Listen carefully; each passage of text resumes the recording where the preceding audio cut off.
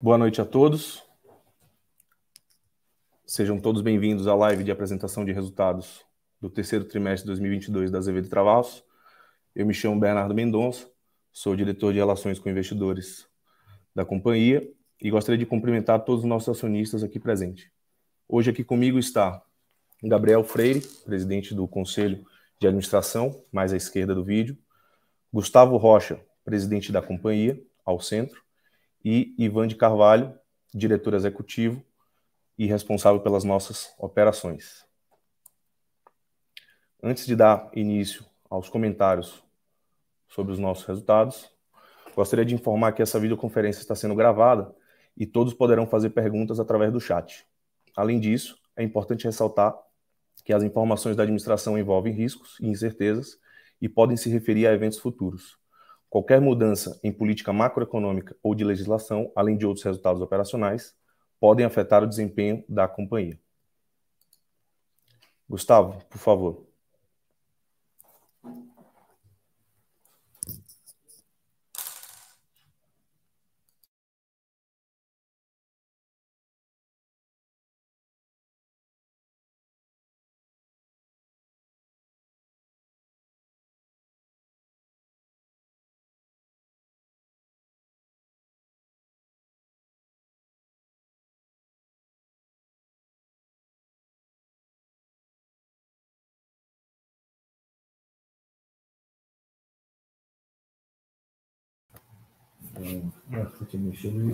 Começou a falar em inglês. Desculpa, foi um pequeno problema técnico aqui de apertar tirar um botão do mudo. Primeiro, boa noite a todos. Uma oportunidade que nós estamos tendo aqui de estar junto à nossa base de investidores e apresentar os resultados da companhia trimestrais. É uma mudança de prática de governança que a gente está fazendo, divulgação de resultados.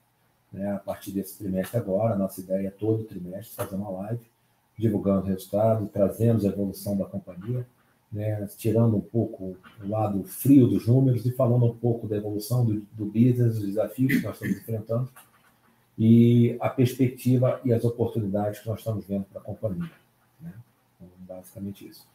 Inicialmente, nós temos a agenda aqui, falar um pouco dos principais eventos que aconteceram até esse momento no ano, e que fazem parte aí, basicamente, de toda essa mudança e operacional e de turnaround que a companhia Azevedo Travassos vem passando nesses últimos 3 anos. No primeiro momento ali, em 2020, 2021, foi um foco muito grande na parte financeira, e a partir do meio para o final de 2021, nós começamos a nos posicionar para uma mudança operacional.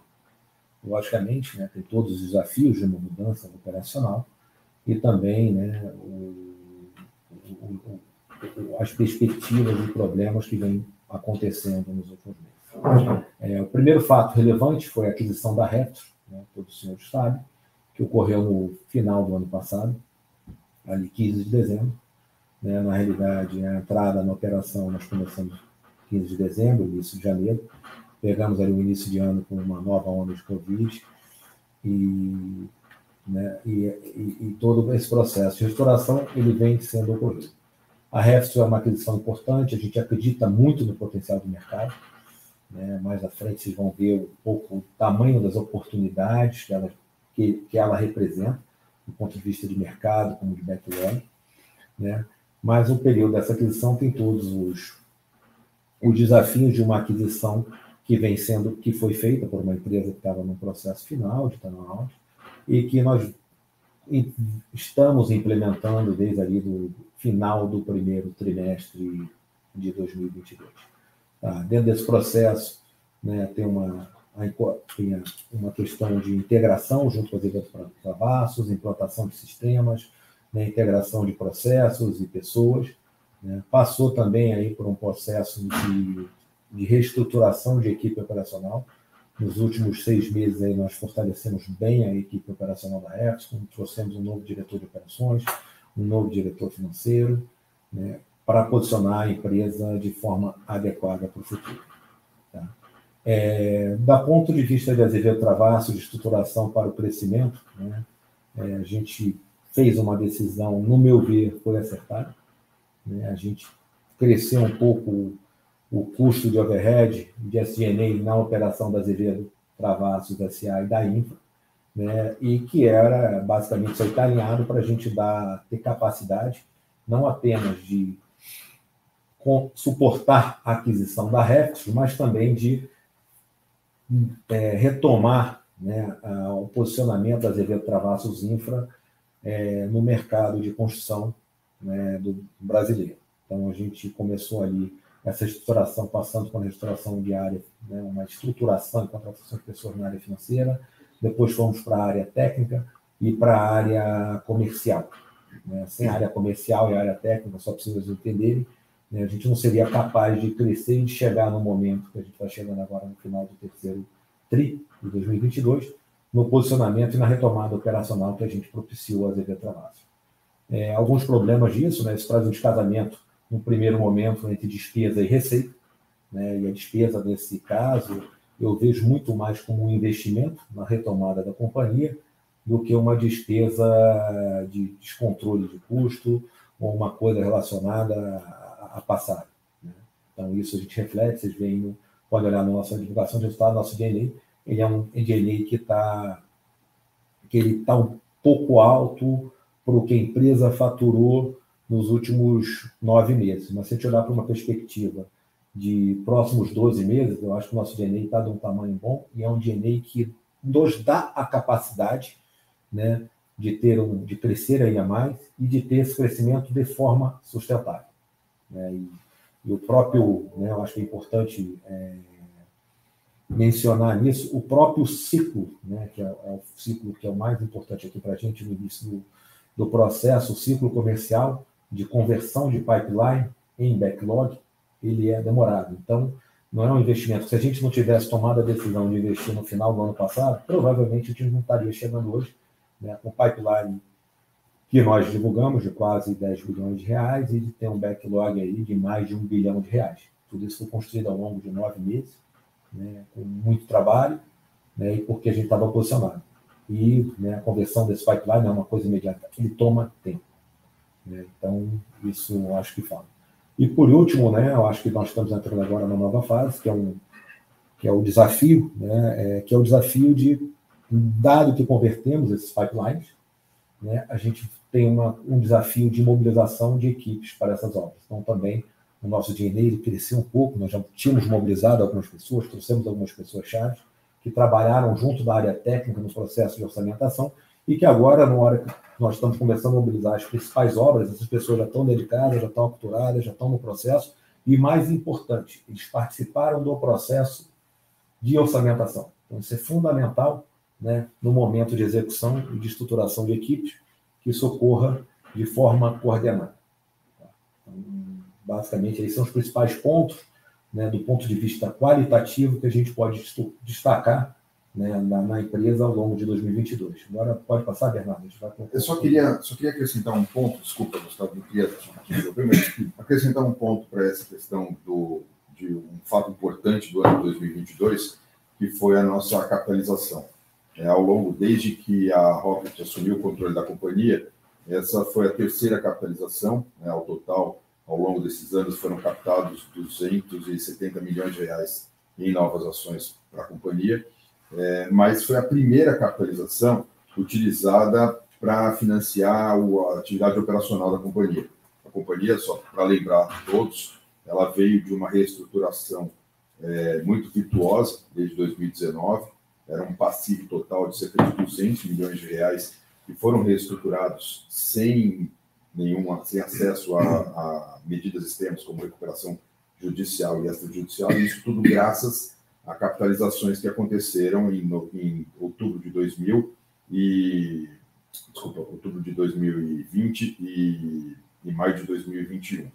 Mas com essa terceira capitalização, a companhia certamente encerrou, não existe uma expectativa de fazer novas capitalizações para frente. O objetivo da companhia agora, já com a sua reestruturação concluída e com uma maturidade financeira muito maior, o backlog e o pipeline que o Gustavo já mencionou, ela tende agora a seguir pelas suas próprias pernas. Acho que é importante colocar isso, porque eu recebi várias perguntas a esse respeito e queria endereçar o assunto aqui para vocês. Então, agora a gente vai falar um pouco, porque infelizmente não estou conseguindo ver. Uma visão geral aí do resultado, né, do terceiro tri, né, dos primeiros 9 meses do ano, chegou, né, a um faturamento de 306 milhões de reais acumulado, se vocês lembrarem, né, para entender o tamanho da transformação. A gente faturou 26 milhões em 2021, em 2020, se não me engano. Ano passado foram 80 milhões, mas teve um efeito grande ali de consolidação da Repsol no último mês. Então, né, a Azevedo veio a 30, 40 milhões. E esse ano nós já estamos faturando 306 milhões nesses primeiros 9 meses.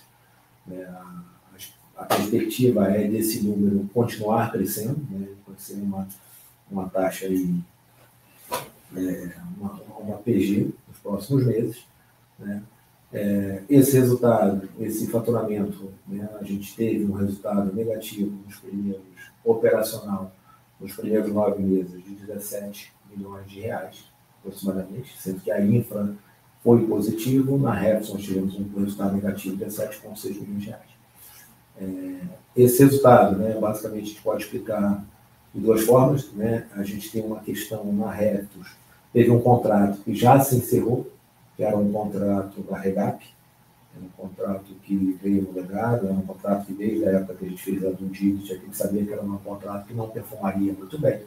E esse contrato, ele sozinho, é responsável por quase 8 milhões de reais negativos desse resultado. Os outros 9 milhões vêm dos outros contratos da Repsol, né, os 2 contratos, um que está com a margem muito positiva e outro contrato que tem a margem próxima de zero, mas se a gente olhar também que a estrutura que nós temos hoje, tanto de base quanto de fabricação, ela tem uma estrutura capaz de potencializar esse crescimento significativamente. Então, ali também tem a mesma coisa, tem um pouco de impacto de ter um overhead, um custo maior, né, que é necessário para você potencializar a empresa para o crescimento.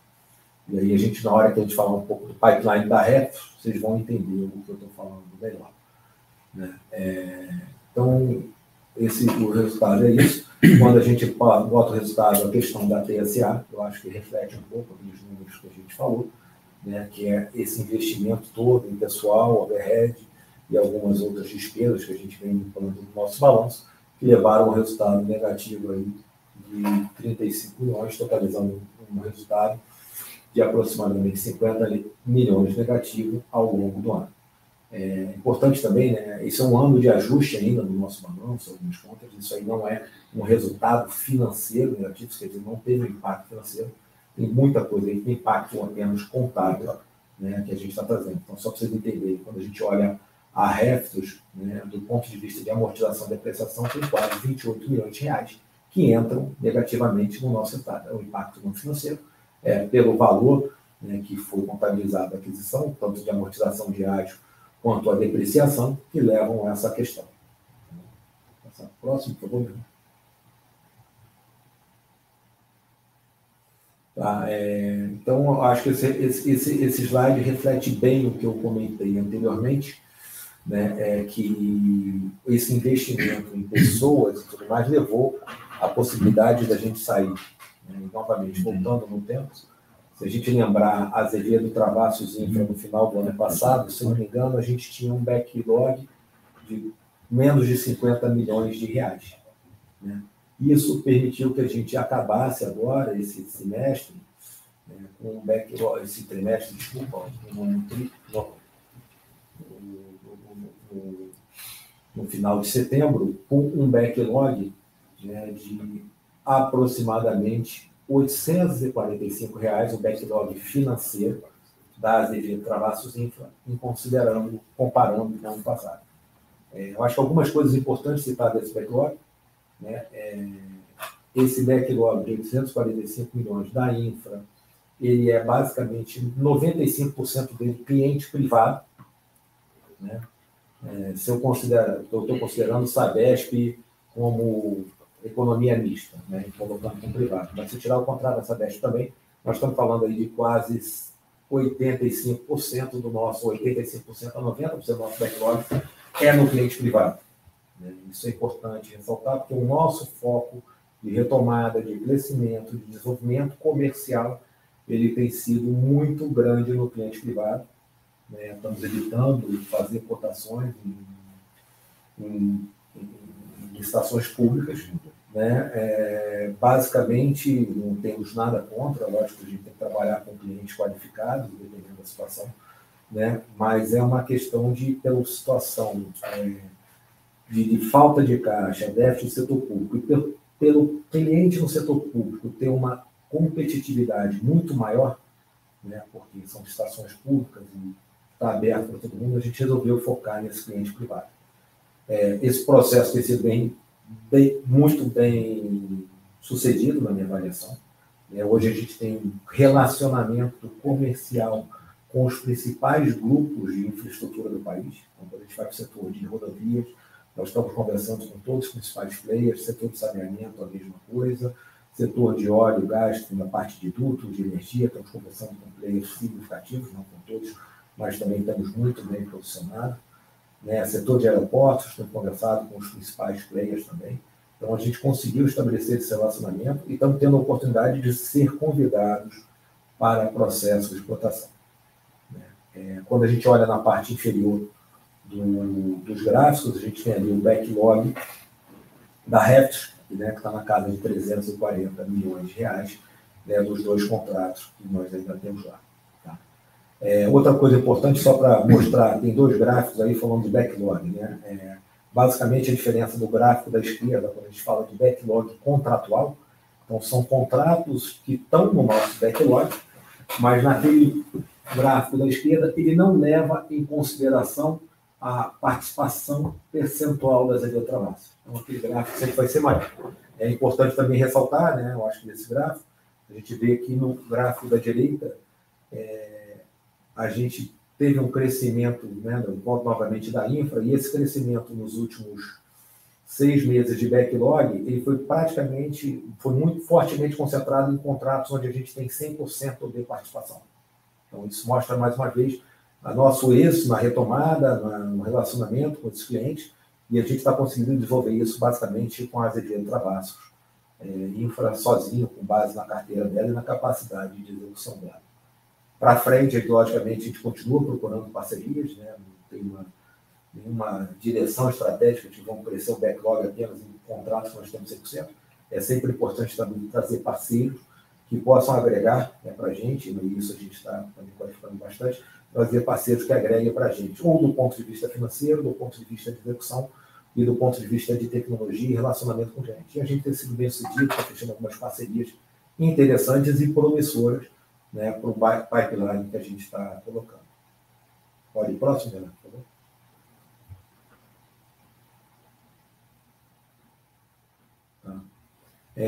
Falar um pouco agora do pipeline, né? E, novamente, os gráficos estão ligados, né? O gráfico da página anterior, né? O pipeline, o backlog é a nossa capacidade de converter o nosso pipeline, né? Mas a gente vê que a gente hoje está com um pipeline de quase 10 bilhões de reais, né?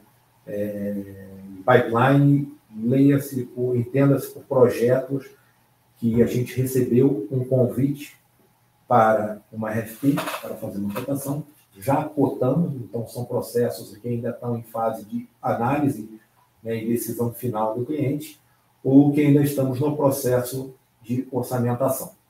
Tá? E esse pipeline, a gente vê que esse esforço na infra, ele trouxe um pipeline para quase 7 bilhões de reais. Né? E no caso da Reftos, a gente está com um pipeline de 2,8 bilhões de reais. A nossa expectativa desse pipeline, logicamente, não é de converter isso tudo, né? Eu falei, sendo realista, se a gente conseguir converter de 10% a 15% desse pipeline, é um desafio, né? É interessante, é a nossa meta, porque isso vai demonstrar que a gente está tendo uma disciplina de capital do ponto de vista de orçamentação, né? A gente não está aqui mergulhando o preço ou ganhando qualquer contrato a qualquer forma, a gente quer ganhar um backlog qualificado, que eu acho que a gente tem isso dentro de casa hoje. Né? E do lado da direita tem uma visão um pouco desse pipeline estratificado por setor. Então, vocês podem ver que em todos os setores que a gente tem como alvo, a gente está conseguindo crescer, ter uma participação de pipeline, está conseguindo crescer e trazer novos projetos. Né? Se a gente olhar aí a parte de rodovias, ferrovias, infraestrutura geral, estão muito forte. Né? O lado de óleo e gás, ele também está indo, estamos com um pipeline significativo. A parte de saneamento, hoje, né, é um pipeline, apesar do grande rebuliço que tem no mercado, pelas concessões, pelos processos que ocorreram no último ano, né, o que a gente tem notado, o processo de contratação e de orçamentação das empresas, ele está mais lento. Isso é normal, né? No primeiro ano, segundo ano, dependendo da característica do projeto, do contrato de concessão desses indivíduos, eles têm, né, os marcos, eles deixam as contratações por um período mais na frente. Então, ele é um sinal de alerta de que a gente não está conseguindo entrar no mercado, na realidade, a gente está conversando com todos, né, mas é um sinal de que tem que acompanhar o mercado para ver o que vai acontecer. Né? É importante também ressaltar que eu acho que a nossa decisão, né, nesses clientes que nós estamos focando, se a gente olhar pelo que ocorreu nos últimos anos aí, junto de processos de concessões associados ao PPI, todas as empresas que a gente desenvolveu esse relacionamento, eles têm um backlog, né, eles têm não um backlog, mas eles têm um backlog a contratar no mercado nos próximos 4 a 5 anos significativo. Então, a gente acredita que esses clientes, e foi o nosso foco, né, são clientes que vão ter recorrência no mercado. Então, se você pegar os principais grupos de concessão rodoviária, né, você pegar a CCR, o Martins, a própria Pátria, se você olhar a carteira que eles têm hoje, eles têm um backlog a contratar nos próximos anos significativo. Então, isso nos leva a crer que a gente consegue realimentar esse pipeline, consequentemente, né, ele levando uma conversão em backlog futuro. Tá? Do ponto de vista de reftos, né, que está na parte inferior do gráfico, foi o que a gente comentou, né, a gente conseguiu implementar aí nos últimos meses significativamente esse pipeline. Né? Do ponto de vista da parte de operação, manutenção offshore, que é o carro-chefe ali, a gente conseguiu, além dos processos que a gente está participando, outros processos na Petrobras, também já estamos participando em 2 processos com clientes privados de um tamanho relevante. Né? Fomos bem sucedidos também ali no meio do ano, a gente soltou, né, um comunicado ao mercado, na renovação do contrato com a Trident. Né? Então, é um mercado também. E do lado onshore, que são basicamente a parte de refinarias, também estamos vendo algumas oportunidades interessantes, né? E o mercado está bem promissor. Eu diria que, basicamente, aqui esse pipeline entre onshore e offshore, ele deve estar mais ou menos 50%, 50% dividido. Tem oportunidades onshore e oportunidades offshore. Tá? Passar para a próxima.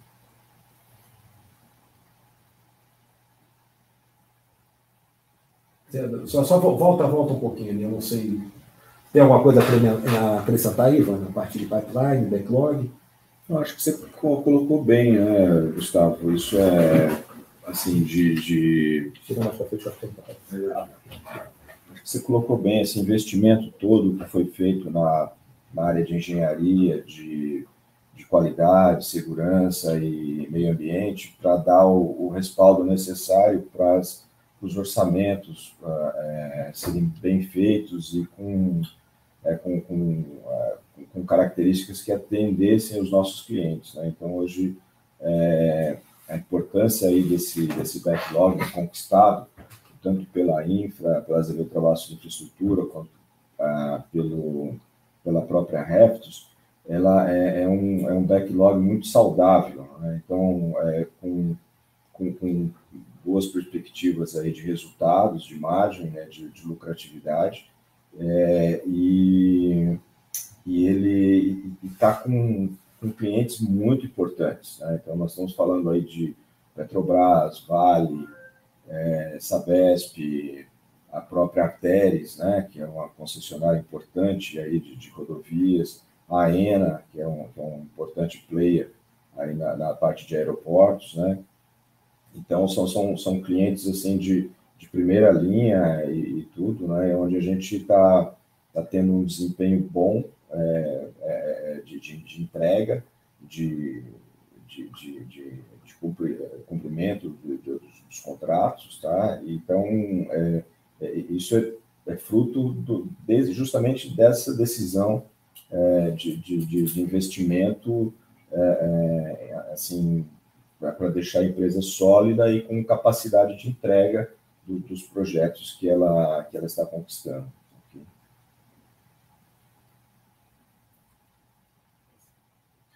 Bom, e olhando para frente, né? Eu acho que as perspectivas que a gente tem, olhando a companhia, a gente, né, a gente tem uma questão de endividamento, né? O endividamento da empresa hoje está no nível de R$44 milhões.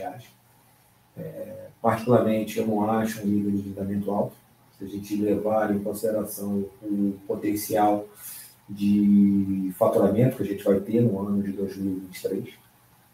A gente, logicamente, o mercado como um todo sofreu nos últimos 12 meses com turbulências eleitorais e pós-eleitorais, né, que a gente está vivendo hoje. Então, a gente tem que, realmente, é um trabalho que a gente está fazendo internamente aqui e, né, novamente, aqui o processo é muito dinâmico, né? O nível de transformação que a empresa sofreu nos últimos 12 meses tornou esse processo muito dinâmico. Então, a gente está, né, hoje tem uma carteira interessante, tem contrato a 100% nosso, e a gente está fazendo um trabalho em mercado aí para tentar alongar um pouco esse perfil do nosso endividamento, né, para os próximos 12 meses. É uma questão importante, temos que, né, olhar com muito carinho, mas não é uma questão preocupante, né, que leva uma preocupação significativa. Do ponto de vista de reftos, né, olhando para frente, perspectivas. Quando a gente olha, né, todos aí os relatórios do que deve acontecer nesse mercado de offshore para os próximos até 2030, é um mercado realmente que vai ser muito pujante. Acho que o fato, principalmente, aí, impulsionado pelo nível de preço do petróleo na casa de 90, 100 dólares, deu uma dinâmica diferente. Quando eu olho os relatórios setor, a gente tem uma expectativa de crescimento, acho que positivo, tanto do ponto de vista de produção brasileira de barris de petróleo, do ponto de vista de plataformas que vão entrar em operação, né, para exploração basicamente do mercado de pré-sal, né, o investimento de OECs estrangeiras e nacionais no mercado, então vai deixar de ser um mercado 100%, 90% Petrobras, para ser um mercado, talvez, daqui a 6, 7 anos, 40, 60, isso é muito positivo, a gente vê com bons olhos, né? E tem outras oportunidades que vão ter nesse mercado também, que a gente está, né, nesse processo de estruturação da REF, nesse primeiro momento. A gente se focou em reestruturar a operação, né, com a implantação de sistemas, com a mudança de pessoas, com uma questão de aculturamento, né? Paralelamente, começamos aí no segundo semestre a desenvolver mais fortemente o crescimento comercial, mas tem muitas oportunidades ainda para serem exploradas e vistas. Então, tem todo um mercado de descomissionamento, né, que vai ocorrer nos próximos anos, então tem parcerias estratégicas, tem um potencial enorme para a gente, e tem outras oportunidades de alimentos que nós estamos vendo. Tá? O mercado da infra, né, logicamente, temos que ver o desdobramento aí do cenário eleitoral, né, de como vai se comportar o novo governo, principalmente na continuidade do PPI. Né, o PPI, se continuar com os prospects que tinham, você tem muita coisa para ocorrer no nível de rodovias, né, aeroportos não é tão significativo, mas no nível de ferrovias, nível portuário, né, você tem muitos projetos para ocorrer em outros setores, a gente tem que ver como isso vem, mas independente do que vai ocorrer, a gente não vê um impacto muito grande nos próximos anos 2023 e 2024. Né? Logicamente, a gente tem que ver também, vai ter que acompanhar também como vai ser o comportamento do setor público, né, que ele se retraiu nos últimos anos como um grande demandante de obras estruturantes, ou se ele vai tornar, e pode ser uma oportunidade, ou pode, né, manter do jeito que está. Mas, independente de qualquer coisa, né, o Brasil, as reformas micro, né, que foram feitas nos últimos anos, né, elas tendem a ter um impacto propulsor grande, que não acredito que tenha uma guinada política que consiga frear esse impacto. Então, a questão de saneamento, né, de privatização de saneamento estadual, né, de concessões estaduais e municipais, para mim, eu acredito que é uma linha que não vai mudar significativamente, vão continuar correndo alguns processos. Né, todo o backlog contratado, né, já nos leilões passados, eles vão ter que ser contratados nos próximos anos, então eles vão impactar esse mercado.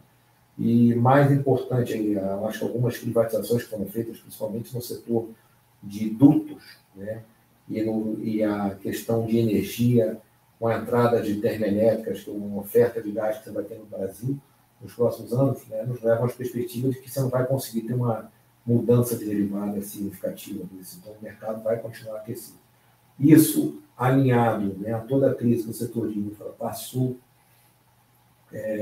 nos últimos 5, 6 anos, né, desde 2015, 2016, onde foi desestruturado todo o mercado de ofertante, né, de fornecedores de infraestrutura, as grandes empreiteiras quebraram ou tiveram os problemas, hoje é um retrato muito pequeno do que era no passado e abriu um cenário de oportunidade nesse mercado. Então, o que eu estou fazendo nesse cenário todo? Eu acredito que sim, tem uma oportunidade e o grau de crescimento que a gente viu, tanto no nosso pipeline e no nosso backlog, ele é sustentável. Não foi um voo de galinha, não foi uma questão esporádica de um projeto, né, de uma janela de oportunidade que nós pegamos. Não. Acredito que continuamos, e a gente vem visto isso mensalmente, né, cotando novos projetos, né, então não tem entrado aí no pipeline, talvez aí algo entre 500 milhões a 1 bi mensalmente para a gente avaliar, né. Uma perspectiva de conversão disso em backlog, eu acho que vai continuar sendo, né, e essa é a visão que a gente tem de futuro, de perspectivas para o mercado. Falar em guidelines, em guidance, é sempre uma coisa muito perspectiva, mas eu acho que o país aí tem espaço para todas as empreiteiras, não apenas a gente, voltar a crescer. Né? A gente especialmente, né, a gente tem visto nessa retomada, temos um espaço interessante aí dentro do setor privado. Eu acho que pela história da Azevedo, uma empresa de 100 anos, participou de projetos em vários setores, né, e que nesse último ano eu tive capacidade de comprovar, né, de na hora que a gente chegou, abrindo a porta, conversando com players importantes, né, a surpresa e a receptividade deles na Azevedo Travassos que está voltando a cotar. Isso foi muito importante. Né, e basicamente, eu diria que são esses os principais pontos. Agora, acho que tem uma sessão de perguntas e respostas, não é isso, Bernardo? É isso. Aos que chegaram agora, a gente informou no início da live que vocês poderiam fazer pergunta durante no chat. Já temos algumas aqui. Gostaria de saber se esse endividamento possui vencimento no curto prazo e o que seria essa necessidade de alongamento dessas dívidas. Nós temos que buscar, né, o nosso perfil da nossa dívida aí, deve ter um prazo médio de 18 meses, né, que a gente tem. Então, a gente tem que, assim, não tem muita necessidade, olhando para a empresa, de aumentar o nível de endividamento. A gente olha as perspectivas futuras, mas se a gente conseguir, né, você botando 18 meses, se a gente conseguir alongar esse perfil de endividamento num prazo de 24, 36 meses, é muito positivo, né, porque na medida que a gente cresce, também crescem os nossos desafios, né? Então a gente tem que ter colchão de liquidez, tem que estar preparado, por exemplo, né, para alguma surpresa. Pode ter um caso de um cliente atrasar uma fatura 5 dias, 10 dias, 30 dias, isso ocorre no setor. Então a gente tem que ter uma estrutura de capital que nos dê mais conforto e tranquilidade para continuar crescendo de forma adequada. Outro fato, né, a gente tem priorizado, e lógico, é bom e é ruim, me surpreendeu, a gente está conseguindo fazer isso. Então o nosso crescimento é sempre uma pergunta recorrente que tem sobre a necessidade de capital de giro para o nosso backlog. a gente tem conseguido nesse momento, e é uma coisa importante, né, que a gente viu no mercado, esse mercado de infra, se você olhar em 2015, 2016, era um setor onde o contratado ele era muito forte, era muito grande, eram grupos empresariais grandes, com influência no Brasil, né, tanto do ponto de vista político, quanto do ponto de vista de balanço, eu acho que se não pegasse, né, há 10 anos atrás, se pegasse as maiores empresas, as 50 maiores, eu diria que as grandes empreiteiras ali, 5 ou 6 deviam estar entre as 50 maiores. Eu devia ter umas 2 ou 3 ali entre as 20 maiores. Eu vou falar um grupo Camargo Correia, junto com a Odebrecht, junto com o Andrade, eles estavam entre os maiores, depois vinha aquelas OAS, menores, mas todas elas faturavam ali, como empreiteira apenas, faturavam na casa de 10 a 20 bilhões de reais nesse período. Hoje, eu diria que nenhuma delas deve estar faturando mais de 2,5 bilhões de reais. 2,5 bilhões deve ser a empreiteira que mais faturou no país no ano de 2021, se eu não me engano. Posso estar enganado, mas isso aí foi, eu acho que é o ranking que eu vi na última revista empreiteira. Então, e os grupos, né, de concessão de infraestrutura era um setor, primeiro, você não tinha um mercado, você tem setores novos que foram abertos aí, cresceram bastante nos últimos anos, saneamento, a parte de dutos, a parte de energia também cresceu bastante. Né? A parte de concessões rodoviárias, elas eram dominadas pelas próprias ações empreiteiras, então a CCR tinha Andrade, Camargo, né? A OAS estava ali no INEPAR, a Odebrecht tinha o ATP, e esse mercado ele se estruturou muito. Né? Então hoje os grupos são grupos fortes, ele conseguiu, o mercado conseguiu se estruturar, entraram grandes fundos nacionais e fundos estrangeiros, então o Badala, o Pátria, né? Os fundos de pensão canadense entraram nesse mercado. Então, hoje o mercado, quando você olha do ponto de vista de poderio econômico, de força, ele está desbalanceado para o lado do mercado contratante. Né? E o mercado contratante ele entendeu isso em algum momento e está começando a mudar e flexibilizar mais um pouco o modelo de contratação dele. Então, esse crescimento de backlog que a gente fez nos últimos meses, basicamente, boa parte desses contratos a gente está conseguindo adiantamento de contrato. Né?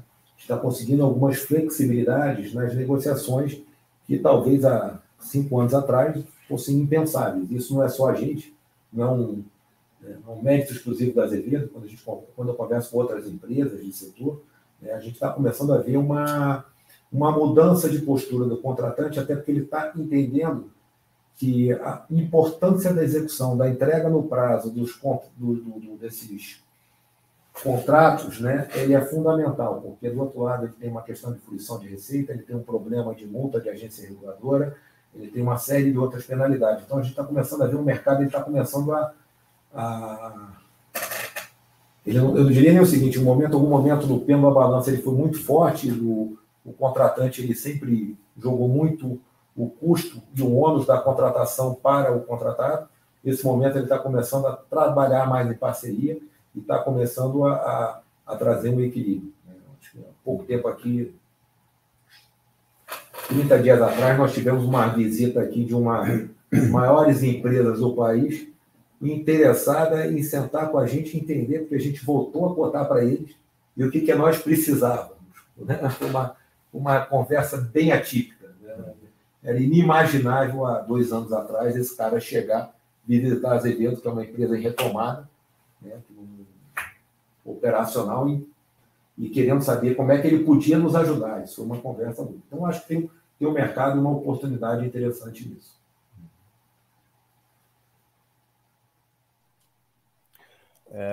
Nós temos mais um aqui.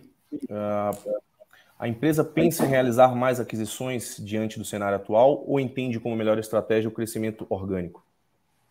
Não, hoje o nosso foco é o crescimento orgânico, nesse primeiro momento.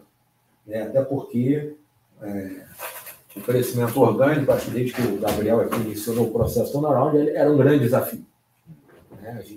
E agora está definitivamente superado. Exatamente, era um desafio, você tinha uma incerteza se conseguiria ou não, uma incerteza de contratar pessoas boas, né, e uma incerteza de conseguir se reinserir no mercado.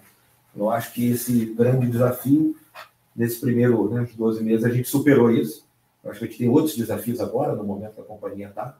Então, uma questão, hoje, nossa prioridade é muito mais criar a gente, vamos lá, ter o domínio da cadeia inteira desse backlog que a gente está criando.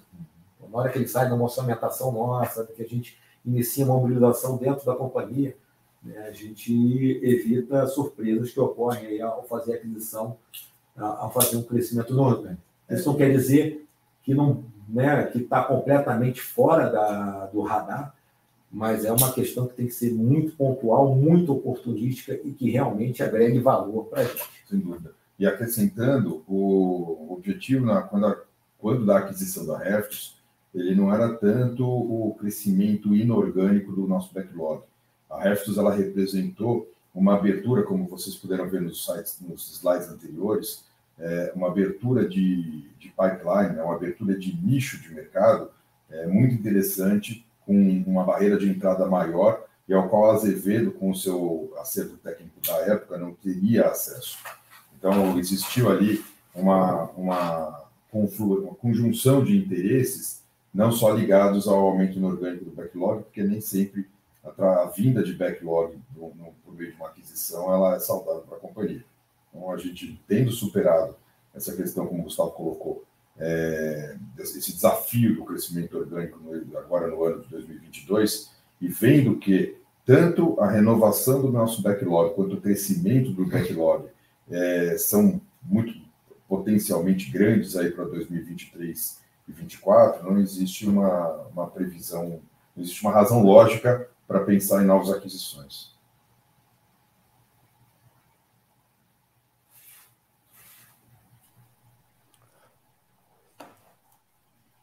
Sobre o MOU da Mais Lá, existe alguma atualização ou continua na fase de aprovações? Não, o MOU da Mais Lá, ele se extinguiu. Existe até um fato relevante, um comunicado ao mercado, que deu ciência ao mercado da extinção do memorando de entendimentos. As negociações, elas se estenderam por pouco mais tempo. Desculpa, achei que estava falando da Ingecampo. Ele está falando de Ingecampo. A Mais Lá não, o MOU continua em vigor. Na verdade, o projeto está em andamento, inclusive foi constituída agora nesse mês a primeira SPE para lançamento da primeira fase do empreendimento. Peço desculpas aí pela confusão do MOU. A gente acredita aí que no início do ano que vem, provavelmente, sai o lançamento da primeira fase do empreendimento. Exatamente, desculpa.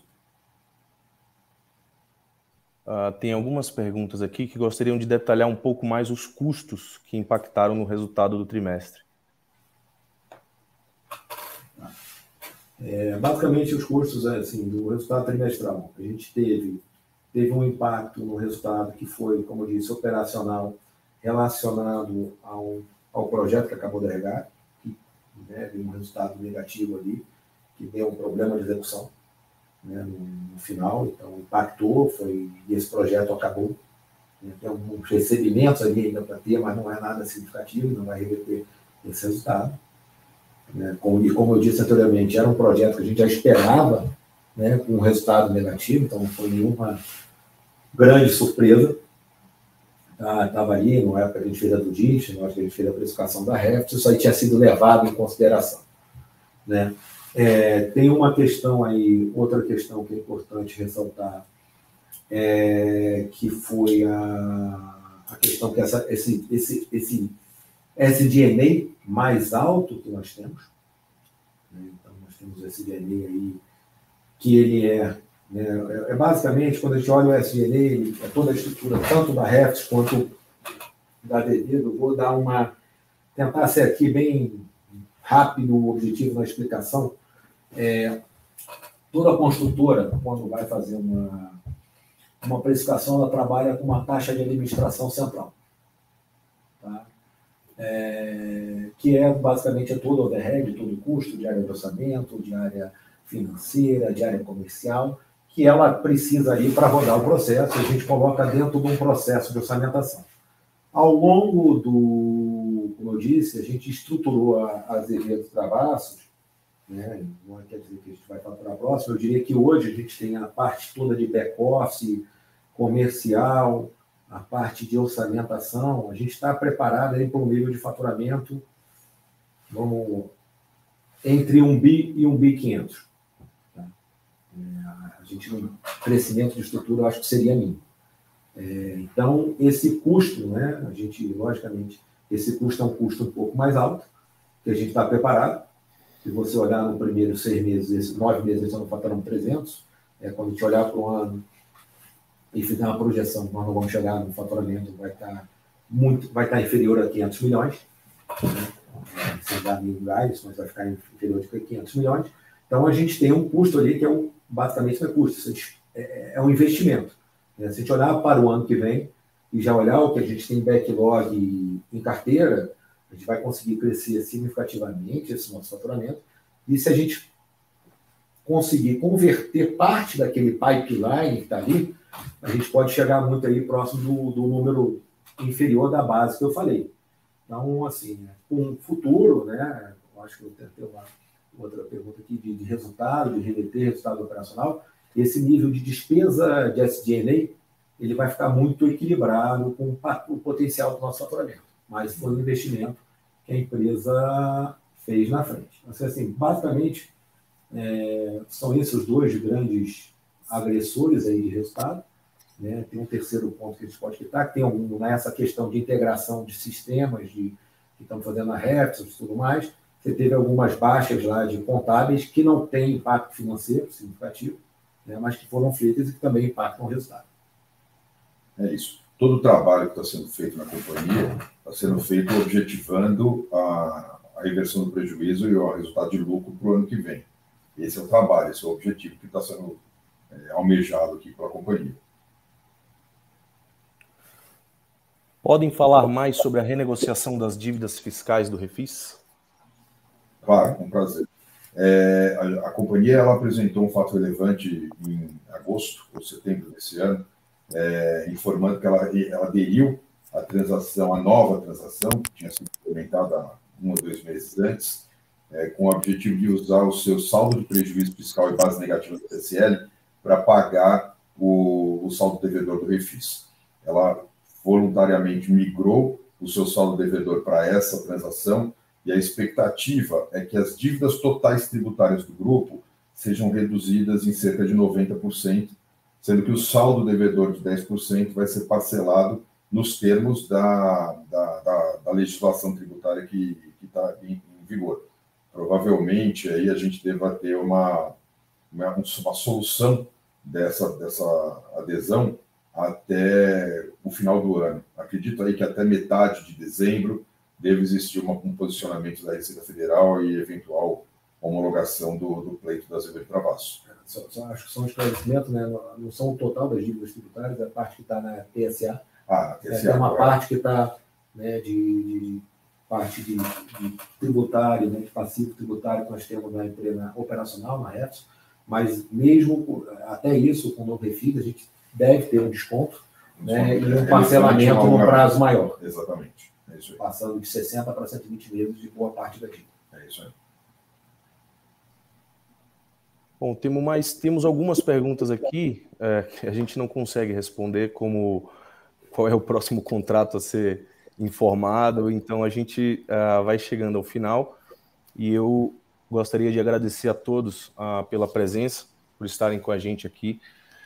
Esse é mais um passo da companhia no sentido de dar mais transparência às informações. A gente tem recebido muitas perguntas por e-mail, muitos questionamentos, e cada vez mais isso vai se tornar um pouco mais frequente, né, para a gente dar as informações necessárias para vocês terem a confiança na nossa tese. Então, a gente fica por aqui. Agradeço a presença de todos. Gabriel, Ivan, Gustavo. Até a próxima. Obrigado. Boa noite a todos. Tchau, tchau.